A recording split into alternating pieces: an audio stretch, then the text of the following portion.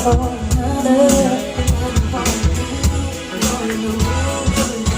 syempre yan mga bossing. So, ito yung setup natin ngayon, no? As of the present moment. So, ito yung ating setup. Syempre may magtatanong-tanong yan, bossing, since concert wannabe yung ginamit mong amp, anong mga wiring ang ginamit ko? Or paanong wiring circuitry? Parang gano'n. Kung series po ba or parallel, etc. Okay, magsimula tayo doon sa sub. Sub na ginamit natin yung Tucson-Ra. Nasa baba. Yan po ay naka 4 ohms. Nakabit yan ng direct doon sa dalawang channel ni Concert Wannabe. So, ibig sabihin, naka 4 ohms siya. Okay? So, sub, naka 4 ohms. And then, pagkatapos po, yung dalawang Kenwood na SR7 ay naka-parallel din. 6 ohms naman ito. So, pinarallel natin. At itinap natin kasama ng 4 ohms nitong Panasonic na center, itong nasa taas na to. Magkakasama sila sa isang channel, mga bossing.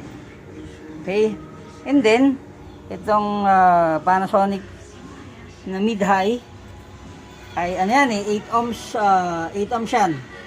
So, ginawa nating parallel din. Pinagsama natin siya sa isang channel lang din.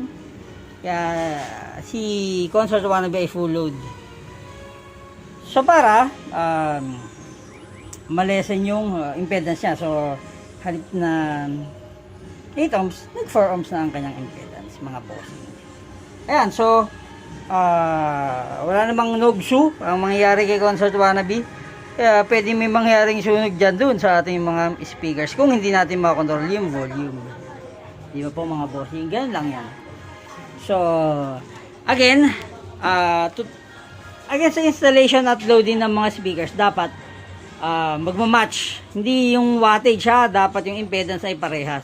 Kasi yung magkaiba po, maglo-load kayo on the same time, isang channel, isang 8 ohms, isang 16 ohms, isang 32 ohms, isang 4 ohms, maaring ma-fry yung inyong ampli. Yan lang mga bossing, ano pang gagawin natin? Delete, suragan roll na.